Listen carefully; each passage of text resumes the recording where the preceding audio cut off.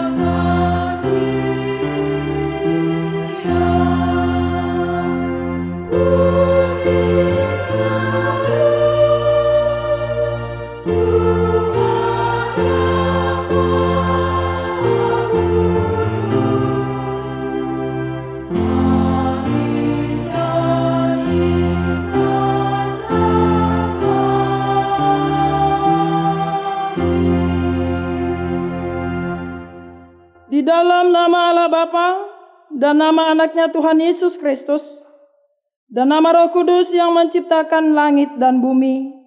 Amin. Sebab aku yakin bahwa baik maut maupun hidup, baik malaikat-malaikat maupun pemerintah-pemerintah, baik yang ada sekarang maupun yang akan datang, tidak akan dapat memisahkan kita dari kasih Allah yang ada dalam Kristus Yesus Tuhan kita. Haleluya.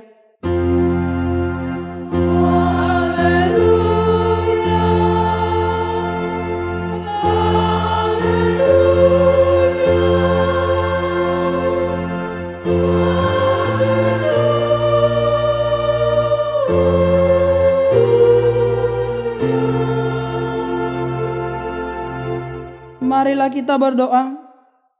Ya Tuhan Allah Bapa kami, bimbing dan kuatkan kami dengan Roh-Mu, agar kami mendengar dan menerima firman-Mu. Teguhkanlah firman-Mu di dalam hati kami, supaya kami menjadi baru dan kudus. Tolonglah kami, agar kami semakin percaya kepada anak-Mu Tuhan Yesus Kristus, dan memperoleh hidup yang kekal. Amin. Kita bernyanyi dari buku nyanyian HKBP nomor 743 ayat 2.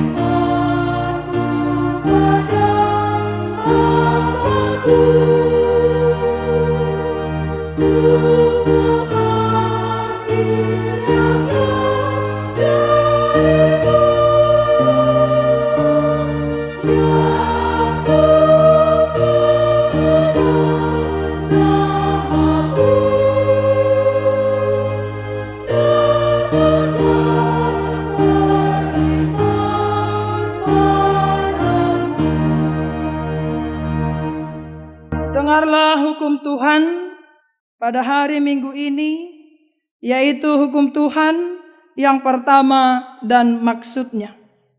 Akulah Tuhan Allahmu, jangan ada padamu Allah lain di hadapanku. Maksudnya adalah kita harus lebih takut dan lebih kasih dan lebih yakin dan percaya terhadap Allah daripada terhadap segala-galanya. Demikianlah hukum Tuhan. Marilah kita memohon kekuatan kepada Tuhan untuk melakukan hukum-Nya. Ya Tuhan Allah, kuatkanlah kami melakukan yang sesuai dengan hukum-Mu. Amin.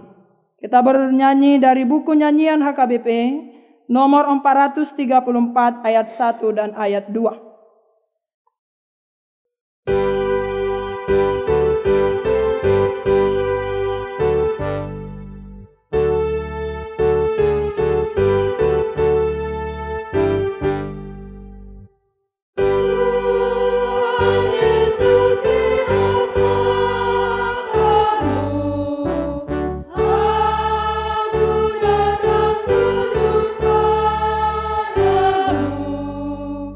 Oh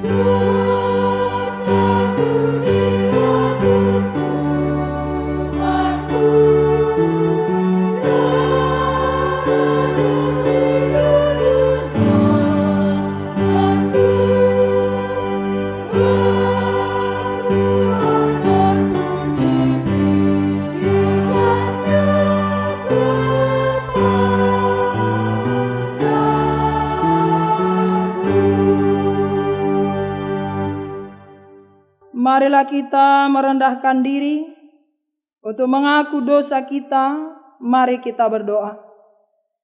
Ya Tuhan Allah Bapa kami yang Maha Kuasa, kami berseru dan memanggil nama-Mu karena kami susah dan gelisah mengingat segala dosa dan kejahatan kami. Kasihanilah kami orang berdosa ini. Ya Tuhan Yesus Kristus, Engkau telah datang ke dunia menjadi manusia, mati dan bangkit kembali, serta naik ke sorga untuk membela dan menyelamatkan kami. Kasihani dan kuatkanlah iman kami untuk bersyukur kepadamu. Ya Roh Kudus, penghibur orang yang berduka, sembuhkan segala penyakit dan penderitaan kami karena dosa. Tinggallah bersama kami, agar kami senantiasa bergembira dan penuh gairah melakukan kehendak-Mu. Engkaulah sumber pengasihan dan pengampunan. Janganlah lupakan kami. Dengarlah doa permohonan kami ini ya Allah, Bapa, Anak, dan Roh Kudus. Amin.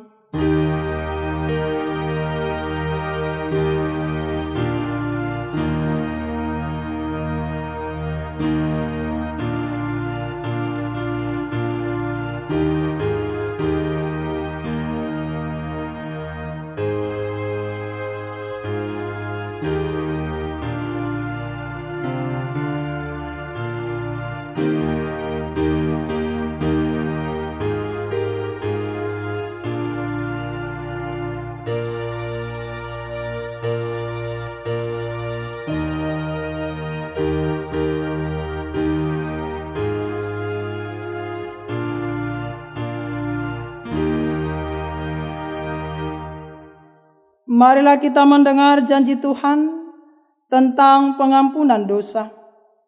Karena semua orang telah berbuat dosa dan telah kehilangan kemuliaan Allah, dan oleh karena kasih karunia telah dibenarkan dengan cuma-cuma karena penebusan dalam Kristus Yesus.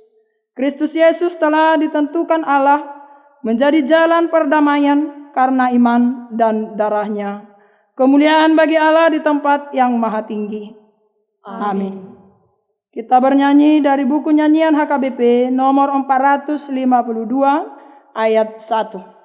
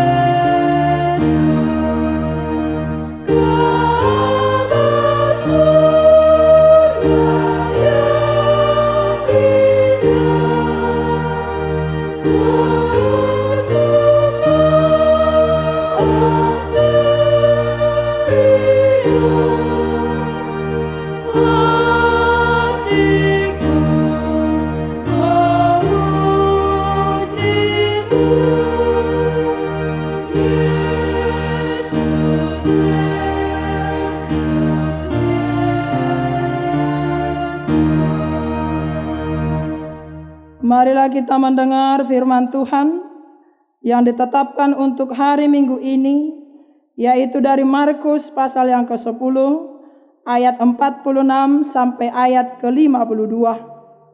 Lalu tibalah Yesus dan murid-muridnya di Yeriko, dan ketika Yesus keluar dari Yeriko bersama-sama dengan murid-muridnya dan orang banyak yang berbondong-bondong, ada seorang pengemis yang buta bernama Bartimeus, anak Timeus, duduk di pinggir jalan. Ketika mendengarnya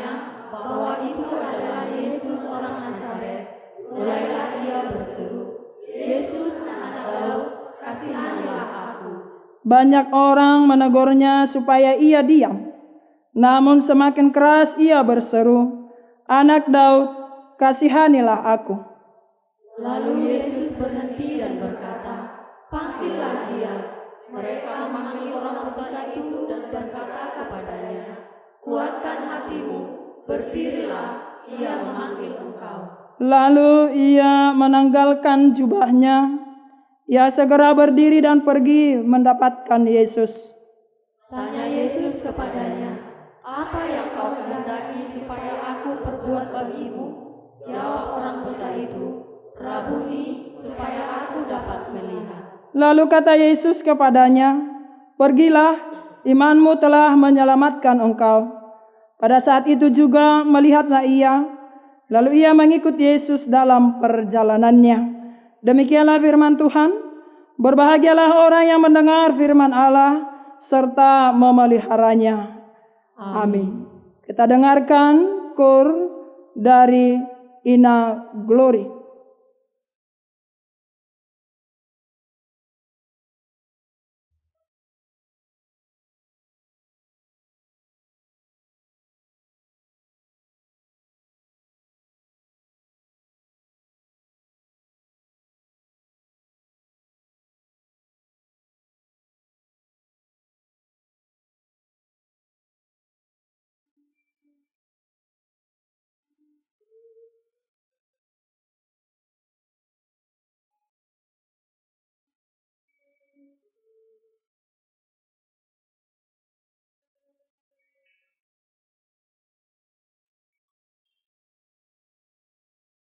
Tuhan, sampai berapa kali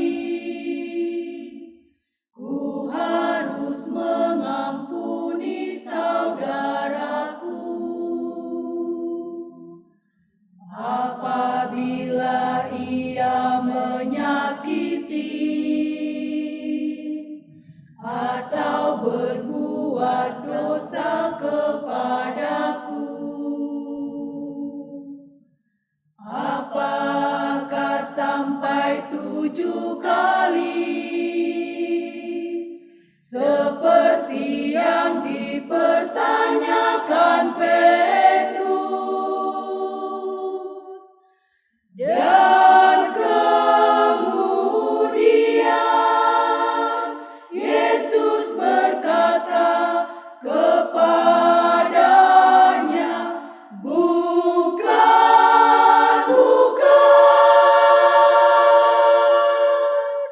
bukan sampai 7 kali, melainkan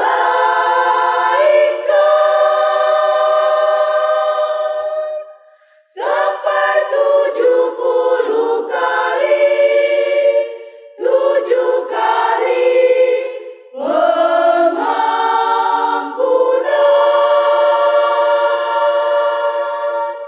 adalah tak henti-henti seperti Bapa di surga mengampuni dosa kita.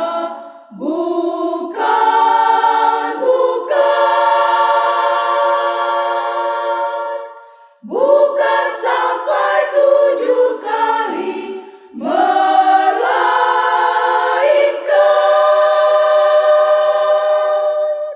sampai 70 kali, 7 kali pengampunan.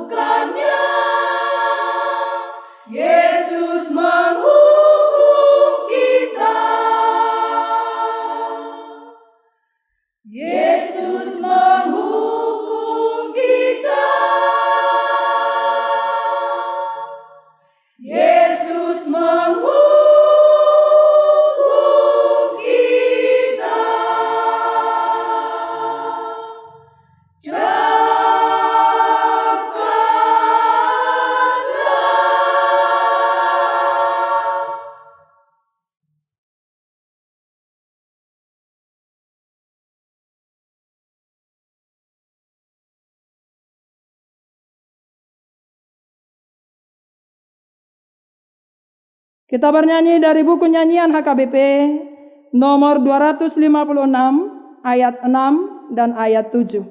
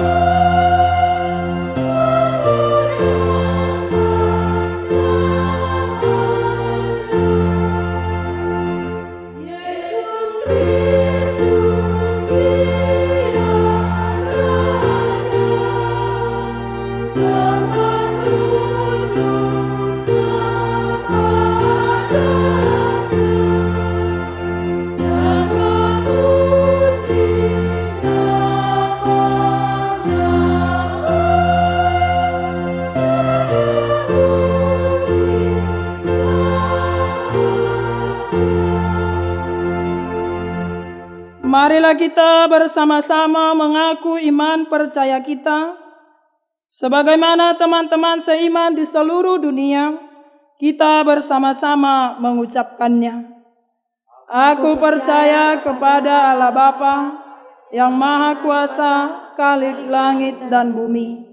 Aku percaya kepada Yesus Kristus, Anaknya yang tunggal Tuhan kita, yang dikandung daripada Roh Kudus, lahir dari anak darah Maria, yang menderita sengsara di bawah pemerintahan Pontius Pilatus, disalibkan, mati dan dikuburkan, yang turun ke dalam kerajaan maut, pada hari yang ketiga, bangkit pula dari antara orang mati, naik ke sorga, duduk di sebelah kanan Allah Bapa yang Maha Kuasa, dari sana akan datang kelak, untuk menghakimi orang yang hidup dan yang mati.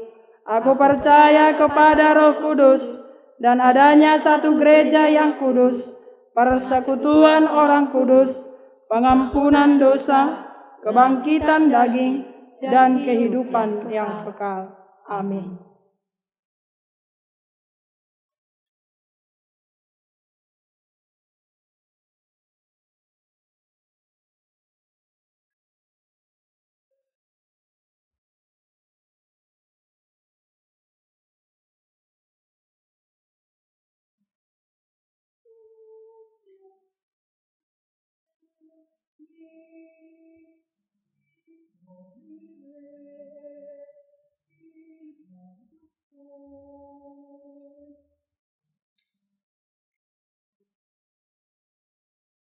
Dinolukon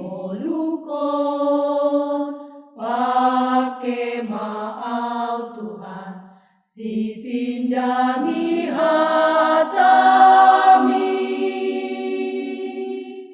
Sai suruton dimi mengarajaya, ambiat boy huulahoni. Parar maale Tuhan, molukon tumpesi ulahona.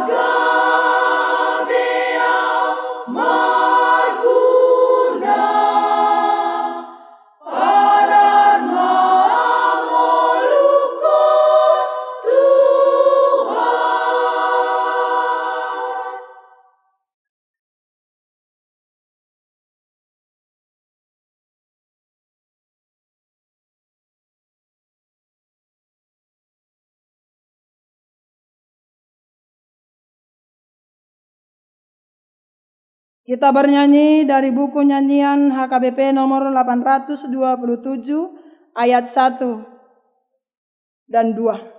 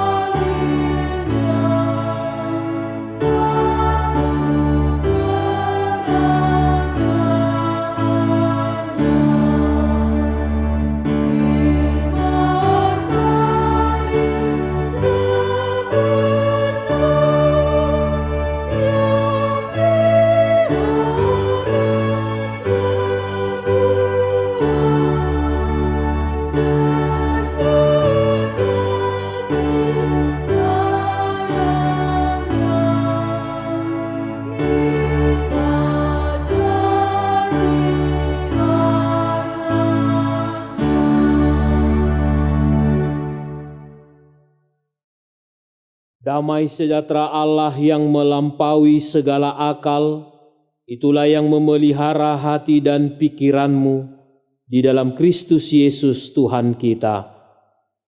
Amin. Jemaat yang dikasihi oleh Tuhan Yesus Kristus, selamat hari Minggu dan salam sejahtera bagi kita semua. Dalam ibadah ke-22 minggu setelah Trinitatis, firman Tuhan menyapa kita pada hari ini tertulis dalam kitab Ayub pasal 42 dimulai dari ayat pertama sampai ayatnya yang ke-6. Demikian firman Tuhan. Maka jawab Ayub kepada Tuhan, "Aku tahu bahwa Engkau sanggup melakukan segala sesuatu dan tidak ada rencanamu yang gagal. Firman-Mu, siapakah dia yang menyelubungi keputusan tanpa pengetahuan? Itulah sebabnya tanpa pengertian aku telah bercerita tentang hal-hal yang sangat ajaib bagiku dan yang tidak ku ketahui. Firman-Mu dengarlah, maka akulah yang akan berfirman. Aku akan menanyai Engkau, supaya Engkau memberitahu aku. Hanya dari kata orang saja aku mendengar tentang Engkau, tetapi sekarang mataku sendiri memandang Engkau. Oleh sebab itu aku mencabut perkataanku, dan dengan menyesal aku duduk dalam debu dan abu." Demikian firman Tuhan. Bapak Ibu Saudara yang dikasihi oleh Tuhan Yesus Kristus, mendengar nama Ayub, maka kita akan dihantarkan kepada situasi seorang tokoh yang memiliki pengalaman hidup yang pahit dalam menjalani kehidupannya.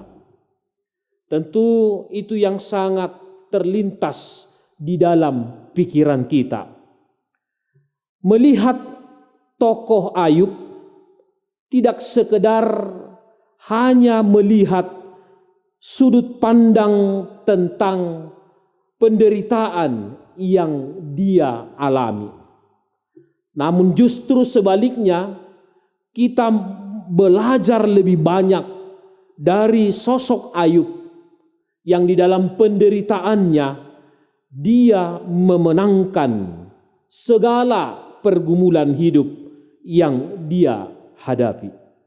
Setidaknya ada beberapa catatan yang bisa kita lihat dari Ayub dan juga cerita yang ada di balik ketokohan Ayub.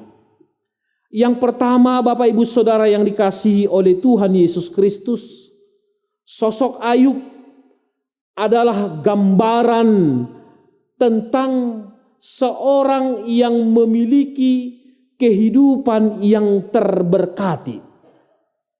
Ada beberapa banyak catatan Alkitab, terlebih di dalam pasal yang pertama menceritakan bahwa Ayub mendapatkan 7 anak laki-laki, ada 3 anak perempuan.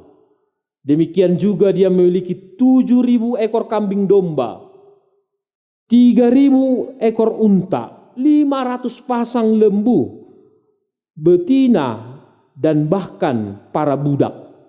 Semuanya angka-angka itu menunjukkan bahwa Ayub adalah orang yang terberkati. Dia kaya secara finansial dan dia dijuluki sebagai orang yang terkemuka pada masanya. Yang kedua, ada berulang kali dalam kitab Ayub digambarkan tentang karakter dan perilaku perangai Ayub itu sendiri.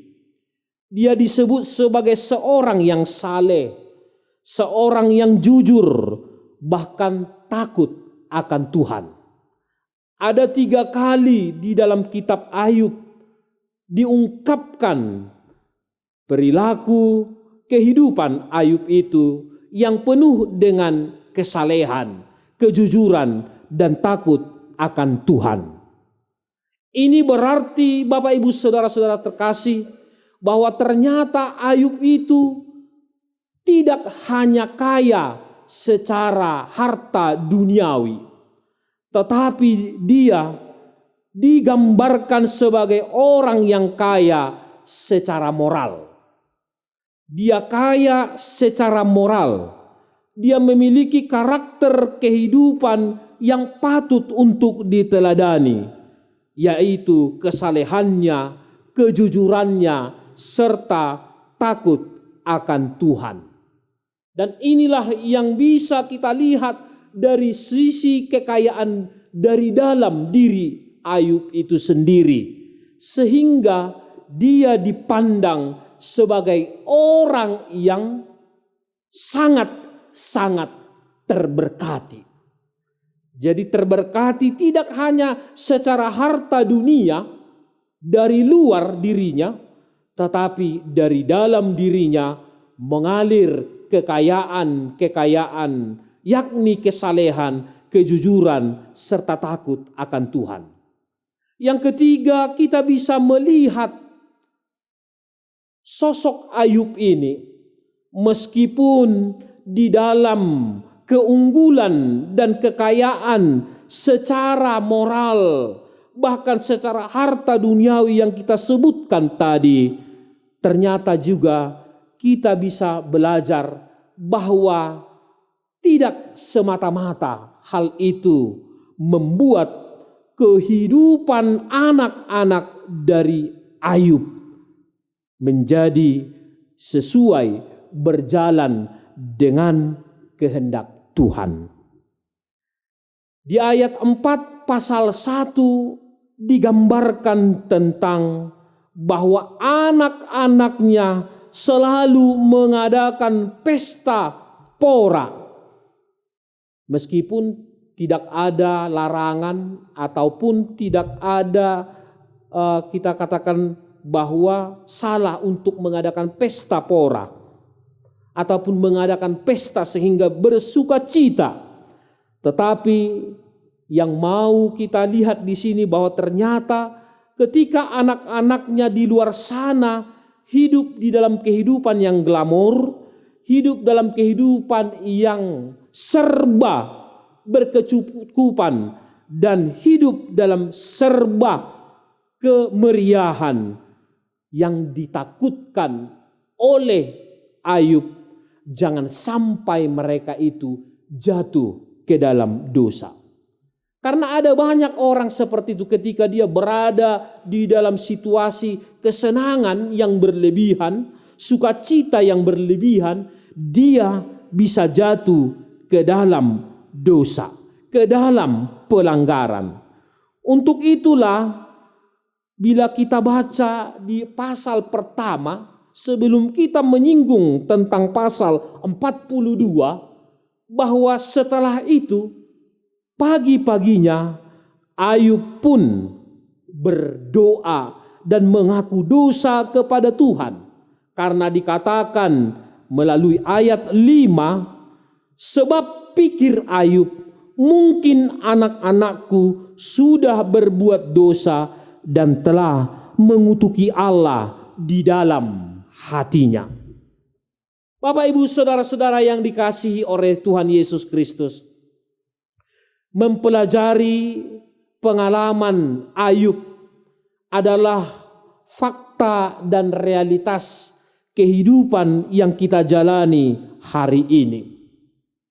Ayub adalah sosok gambaran kehidupan orang benar dan kehidupan orang beriman yang tidak luput dari persoalan, dari pergumulan, bahkan penderitaan. Kita tahu apa yang dia hadapi bukan karena dari dirinya. Sebab bila berangkat dari dirinya, tidak ada sedikit pun celah yang bisa mengatakan bahwa penderitaannya oleh karena ketidaktaatan, bahkan ketidaksetiaannya kepada Tuhan. Tetapi dia harus bergumul, dia harus mengalami pergumulan. Dia harus menderita, bahkan secara singkat mau kita katakan, di dalam penderitaannya semua kekayaannya habis, anak-anaknya kemudian mati, bahkan dia sendiri menghadapi maut yang sangat luar biasa. Yang sampai pada bila orang tidak bertahan dan bertekun di dalam Tuhan, maka dia akan jatuh ke dalam pencobaan. Itu yang kita dengarkan dari perikop ataupun dialog antara Ayub dengan istrinya. Karena melihat saking sakitnya penderitaan yang dialaminya, istrinya pernah berkata, kalau kita membaca di dalam pasal yang kedua, ayat 9 mengatakan, masihkah bertekun engkau dalam kesalehanmu? Kutukilah Allahmu dan matilah. Istrinya yang paling terdekat, yang menjadi pendamping hidupnya, dengan lantang mengatakan, kutukilah Tuhan dan matilah. Tetapi Ayub tidak pernah sekalipun mengutuki Tuhan dan berkata apa yang tidak benar di hadapan Tuhan. Meskipun dia pernah bertanya kepada Tuhan, mengapa penderitaan ini sampai kepadaku? Mengapa Tuhan seolah-olah tidak mendengarkan pergumulanku? Mengapa Tuhan seolah-olah menutup mata dan telinga atas penderitaan umat yang dikasihinya? Dan itu bisa terjadi kepada kita. Cenderung dan banyak orang menganggap bahwa ketika dia sudah merasa dekat dan banyak berbuat kepada Tuhan, maka pasti tidak akan pernah menghadapi penderitaan. Padahal Tuhan Yesus sendiri mengatakan bahwa sebagai pengikut Yesus, kita akan memikul salib yang ada pada kita. Kita tidak disuruh untuk memikul salib Tuhan, tetapi memikul salib yang ada pada kita yang telah diberikan oleh Tuhan. Itu yang akan kita pikul. Menjadi orang Kristen itu ternyata bukan menjadi orang Kristen yang instan, yang tidak menghadapi kegagalan, yang tidak menghadapi ketidaksuksesan.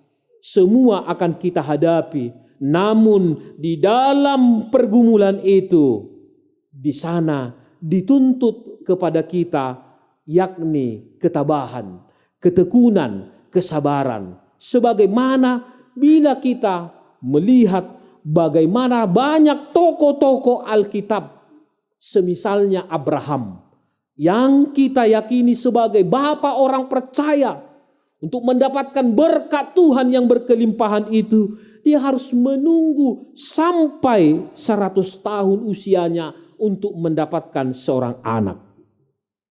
Demikian juga dengan Musa yang sudah mengeluarkan bangsa Israel dari perbudakan, tapi Tuhan tidak izinkan dia sampai ke tanah perjanjian. Dia hanya berdiri di seberang tanah perjanjian. Padahal kalau dihitung-hitung, dia sudah cukup lelah, sudah capek berusaha menghantarkan umat itu. Tetapi Tuhan berkata, oh tidak, kau tidak sampai.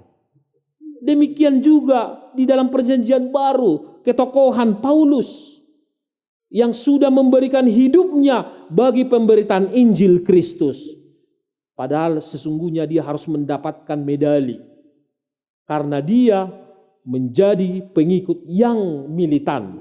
Tetapi di dalam pekerjaan pelayanannya untuk memberitakan Injil Kristus, ternyata dia juga harus menghadapi tekanan, bahkan sampai penderitaan yang dihadapi. Dia dimasukkan ke dalam penjara, bahkan sakit penyakit hingga merenggut nyawanya. Bapak Ibu Saudara yang dikasihi oleh Tuhan Yesus Kristus, kehidupan kita juga bisa seperti Ayub. Tetapi satu hal yang ingin dikatakan, bahwa jangan kita sampai pada tingkat pemahaman yang mengatakan bahwa Tuhan meninggalkan kita. Tuhan tidak memperhatikan kehidupan kita. Tuhan tidak memikirkan kita. Dang disariho ngolutta. Sehingga akhirnya kita pun kepleset mengutuki Tuhan dan meninggalkan Dia jauh di tengah-tengah kehidupan yang tidak dikehendaki.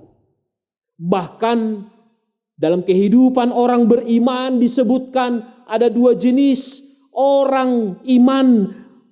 Setiap orang dalam menghadapi penderitaan, yaitu iman kekanak-kanakan.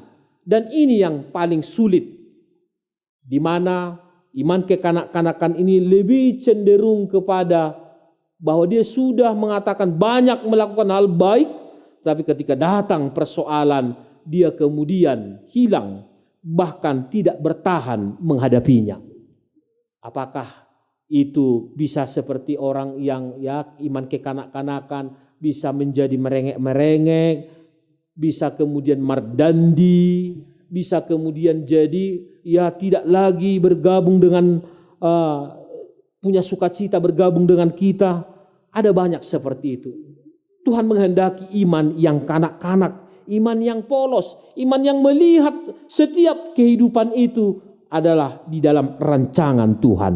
Itulah yang kita dengarkan dalam kesaksian Ayub pada pasal 42 ini, di mana dia mengatakan bahwa aku tahu Tuhan, Engkau sanggup melakukan segala sesuatu, dan itu adalah rencanamu, dan tidak ada rencanamu yang gagal. Itu rencana Tuhan. Jadi apa yang terjadi di dalam hidup kita, kita harus yakini itu adalah rencana Tuhan. Bagaimana kita tahu bahwa itu adalah rencana Tuhan bagi kehidupan kita? Ini yang sangat penting, Bapak Ibu Saudara yang dikasihi oleh Tuhan. Yang paling penting, bagaimana pengenalan kita seharusnya kepada Tuhan. Tadda Soekarno manangna betul-betul dikenal Tuhan itu luar dan dalam secara iman. Bukan kata orang lain, bukan kata sebelah, tetapi katamu di dalam kesaksianmu, pergumulanmu, pengalaman imanmu bersama dengan Tuhan.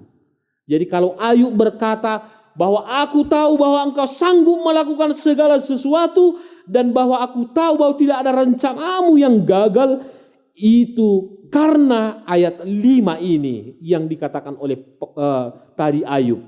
Hanya dari kata orang saja aku mendengar tentang engkau, tetapi sekarang mataku sendiri memandang engkau. Bapak ibu saudara yang dikasihi oleh Tuhan Yesus, inilah yang menjadi statement, perkataan, pengakuan Ayub yang sangat luar biasa, yang bisa kita ambil hikmahnya dalam kondisi kehidupan kita yang mengalami banyak pergumulan. Yakni hanya dari orang saja selama ini saya tahu, tapi sekarang mataku sendiri yang memandang engkau. Jadi harus dari pengalaman kita, perjumpaan kita dengan Tuhan sanggup mengatakan bahwa holan Tuhanido na tuk laho paluahunau. Bukan kata orang. Itu yang selalu, bahkan beberapa kali Yesus berkata kepada Petrus, kata orang siapa aku? Lalu Yesus berkata, kata kamu siapa aku? Jadi Bapak Ibu sekarang, kata kamu siapa Tuhan itu? Siapa Yesus itu di dalam kehidupanmu?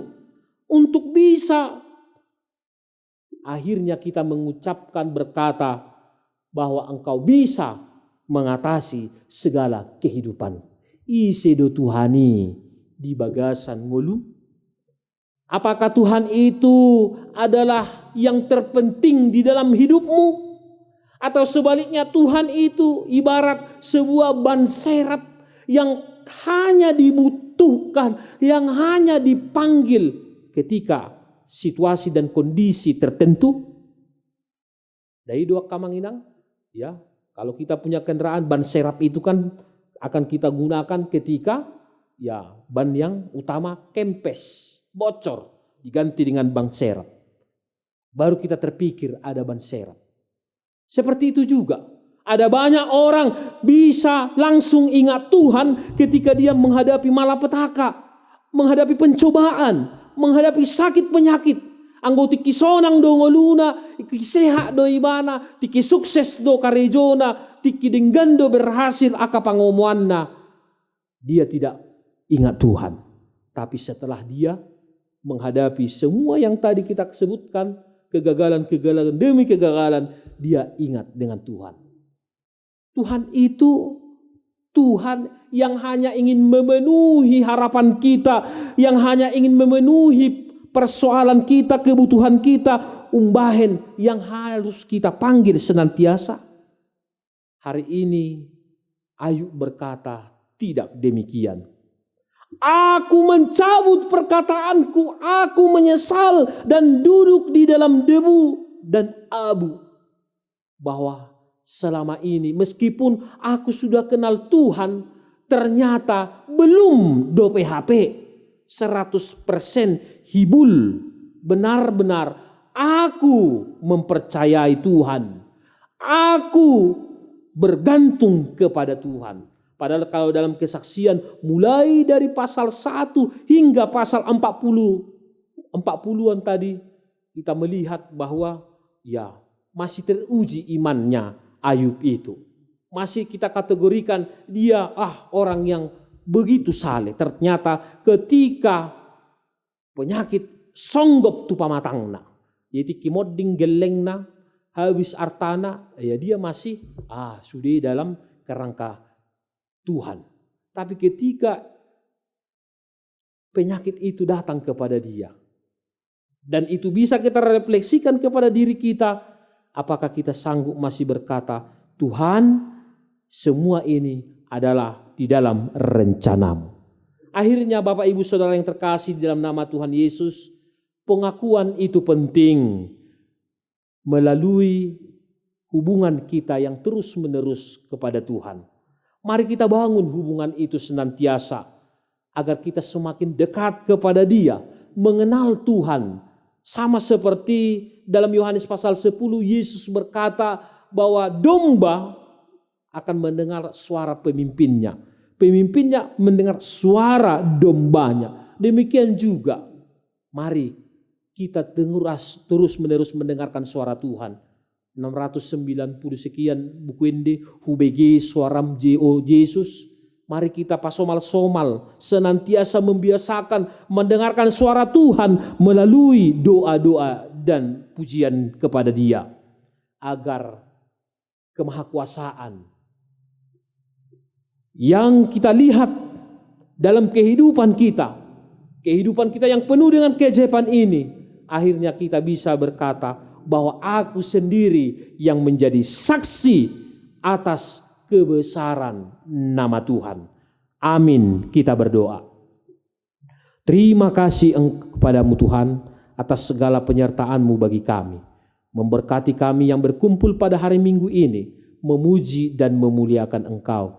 Kami belajar banyak dari sosok Ayub, seorang yang saleh, yang dekat kepada Tuhan. Namun Engkau uji dia untuk semakin mematangkan kesetiaan dan ketaatannya kepada Engkau. Kami sadar Tuhan, kami belum bisa seperti Ayub. Engkau harapkan kami menjadi Ayub-Ayub masa kini yang bisa menghadapi tantangan kehidupan penderitaan dan pergumulan hidup agar tetap bertahan dan setia kepada Engkau. Kami memohon kepadamu Tuhan, kuatkan kami dan senantiasa Tuhan yang memberikan kekuatan kepada kami agar kami mampu menjalani hari-hari kehidupan kami yang penuh dengan tantangan, pergumulan dan penderitaan, bahkan sakit penyakit. Dan apabila itu terjadi dalam hidup kami semakin berserah kepada Engkau. Kami semakin menggantungkan kehidupan kami kepada Engkau. Engkau adalah Allah yang maha luar biasa. Semua ada di dalam rencana Tuhan. Dan semua itu Engkau jadikan demi kebaikan kami. Terpujilah Engkau Tuhan di tempat yang maha tinggi. Demikian juga dengan ibadah kami saat ini. Memberkati seluruh jemaat Tuhan. Pribadi lepas pribadi. Engkau berkati mereka yang dalam keadaan sakit. Yang dalam keadaan pergumulan. Supaya semua lepas dari segala penderitaan mereka. Engkau Tuhan yang memberkati mereka yang dalam sukacita. Baik dalam pertambahan usia. Engkau berkati pekerjaannya hingga mendapatkan kesuksesan. Semuanya itu Engkau berikan kelimpahan untuk mengingatkan kami tentang kebesaran Tuhan di dalam kehidupan ini. Terima kasih Tuhan atas firman-Mu ini. Semakin kami mendekat kepadamu dan semakin kami percaya dan yakin akan tuntunan kuasa-Mu. Baharui kami senantiasa dengan Roh-Mu dan hapuskan segala pelanggaran dosa kami agar kami layak untuk menerima berkat-Mu. Di dalam nama Tuhan Yesus Kristus kami telah berdoa dan mengucap syukur. Amin. Mari kita bernyanyi sambil mengumpulkan persembahan. Yesus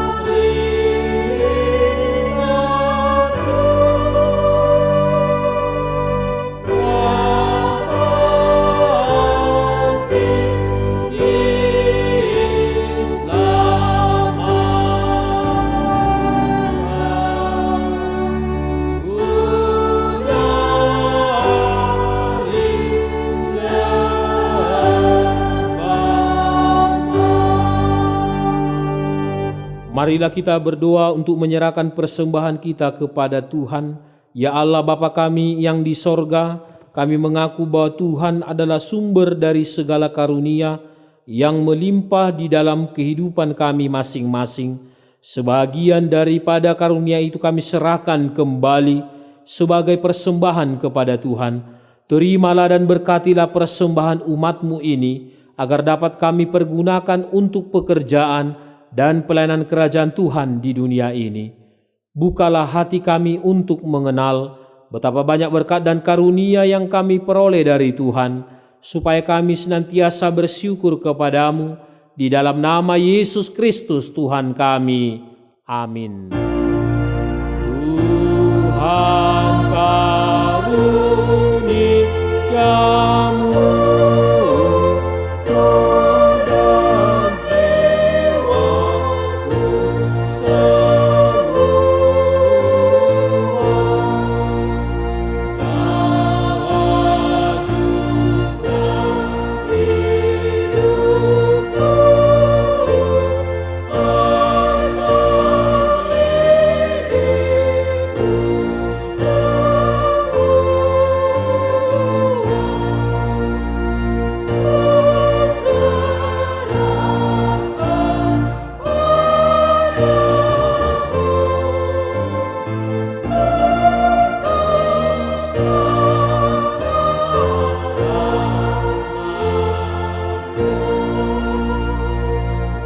Bapa kami yang di sorga, dikuduskanlah namamu, datanglah kerajaan-Mu, jadilah kehendak-Mu di bumi seperti di sorga. Berikanlah kami pada hari ini makanan kami yang secukupnya, dan ampunilah kami akan kesalahan kami, seperti kami juga telah mengampuni orang yang bersalah kepada kami. Dan janganlah membawa kami ke dalam pencobaan, tetapi lepaskanlah kami daripada yang jahat.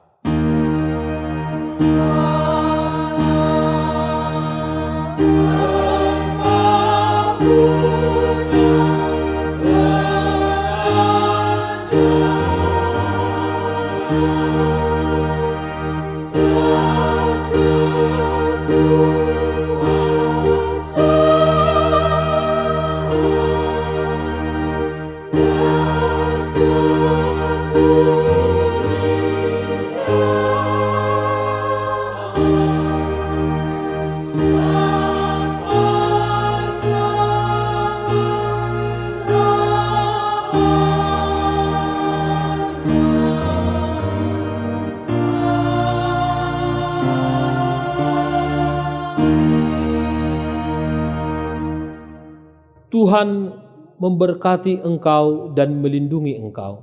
Tuhan menyinari engkau dengan wajah-Nya dan memberi engkau kasih karunia. Tuhan menghadapkan wajah-Nya kepadamu dan memberi engkau damai sejahtera.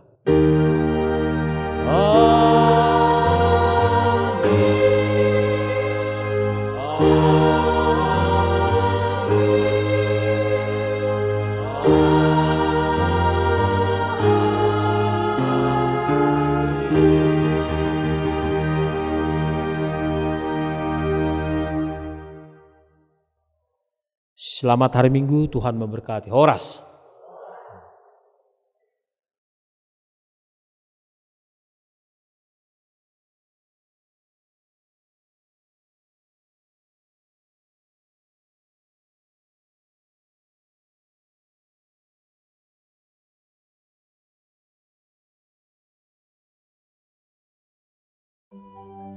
Gereja HKBP Nainggolan, Resok Nainggolan ini terletak di Jalan Pendeta Dr. Johannes Warnek, Kelurahan Sirumahombar, Kecamatan Nainggolan, Kabupaten Samosir.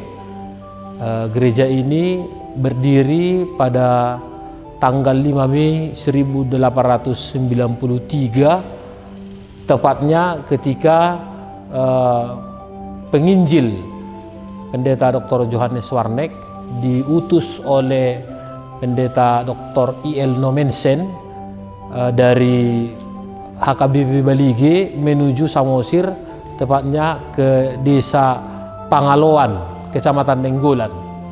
Jadi boleh dikatakan bahwa HKBP Nainggolan sudah berusia 131 tahun.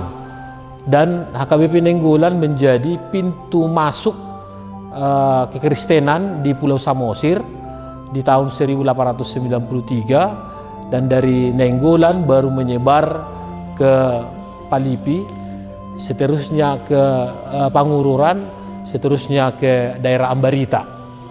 Di awal masuknya kekristenan ke Samosir, tepatnya di Nainggolan, mengalami banyak tantangan karena pada saat itu masyarakat masih hidup di dalam kehidupan animisme.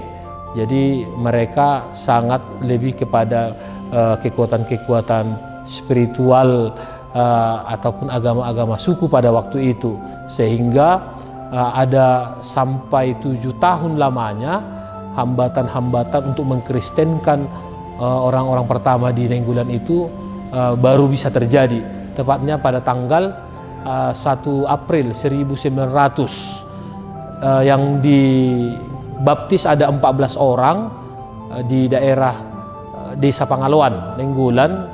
Salah satu diantaranya adalah seorang raja yang kemudian diberi setelah nama baptisnya dia diberi nama Israel Sirumahombar.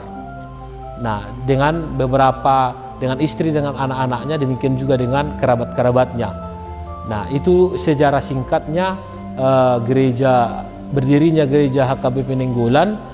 Kalau awalnya itu berada di Desa Pangaloan, masuknya penginjilan, setelah beberapa dekade baru dipindahkan ke Nainggolan, ke tempat yang sekarang. HKBP Nainggolan, Resort Nainggolan ini memiliki 8 jemaat pagaran atau filial, sudah termasuk sabungan, yaitu Nainggolan. Yang pertama adalah Nainggolan. Jadi nama-nama jemaat ini sesuai dengan yang tertua, Nainggolan, HKBP Nainggolan. Yang kedua HKBP Hutarihit, yang ketiga HKBP Palanggangan, yang keempat HKBP Sipira, ini berada di Kecamatan Onarrunggu. Baru kemudian yang kelima HKBP Janji Marapot, yang keenam HKBP Parhorian, juga sebagian masuk dalam wilayah Kecamatan Nainggolan dan Onarrunggu. Ketujuh yaitu HKBP Pandiangan, dan ke-8 HKBP Arung. Jumlahnya kurang lebih 710 kepala keluarga dalam naungan satu resort yang bernama HKBP Resort Nainggolan. Tantangan secara geografis boleh kita katakan yaitu soal infrastruktur, terutama jalan, bahwa tidak semua jalan-jalan yang kita lalui ke jemaat-jemaat filial atau pagaran itu mulus seperti yang kita pikirkan.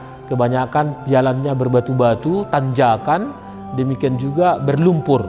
Itu sebabnya ada jemaat gereja pagaran yang ditempuh dalam jarak kurang lebih 1,5 jam, yaitu di HKBP Parhorian, HKBP Sipira 1 jam. Inilah jemaat-jemaat yang paling jauh. Selebihnya jemaat yang paling terdekat itu yaitu HKBP Arung, yang menjadi jemaat yang paling sedikit, berjumlah 14 kepala keluarga. Itu bisa ditempuh dalam waktu 10 sampai 12 menit dari HKBP Nainggolan Sabungan itu sendiri. Ya, terima kasih Mang. Pelayanan, bisa kita katakan bahwa pelayanan di Samosir ini pada umumnya, secara khusus di Nainggolan, adalah pelayanan kepada jemaat yang berbasis kesukuan, yaitu HKBP, yang sangat kental dengan adat dan budaya serta kebiasaan-kebiasaannya yang mungkin berbeda di jemaat-jemaat transisi dan juga jemaat-jemaat perkotaan. Itu sebabnya kita sebagai seorang pelayan, dalam hal ini baik pendeta, guru, bibil, dan penatua, memang harus dituntut untuk banyak belajar tentang kehidupan adat budaya di daerah tradisional seperti Samosir ini. Di samping kita juga harus bisa mampu beradaptasi dengan kebiasaan-kebiasaan di daerah tradisional seperti Samosir ini, yang menurut pengalaman saya yang selama ini melayani di jemaat diaspora, di jemaat-jemaat di luar Sumatera, itu berbeda sekali dengan yang kita hadapi di sini. Nah, oleh sebab itu pasti ada suka dan dukanya. Ya, yang pasti sukacitanya di samping kita sambil melayani, kita bisa terpuaskan dengan alam ciptaan Tuhan, Pulau Samosir yang begitu indah yang dikelilingi oleh Danau Toba. Tapi juga kita dituntut juga untuk banyak berkreasi dan berinovatif, terlebih di jemaat-jemaat tua seperti Gereja HKBP Ningkulan ini yang memiliki komplek areal pergunungan yang begitu luas, termasuk di Kabupaten Samosir, di distrik 7 Samosir ini. Jadi pengalaman yang bisa kita bagikan kepada pelayan-pelayan yang lain adalah dimanapun kita berada, mari kita syukuri itu sebuah dinamika pelayanan yang akan membentuk karakter kita, ya, supaya tetap semangat, pantang menyerah, apalagi bila kita melihat kondisi geografis dari jemaat-jemaat yang kita layani. Demikian juga mungkin dengan tingkat kehidupan warga jemaat yang pasti sangat berbeda dengan di daerah-daerah diaspora.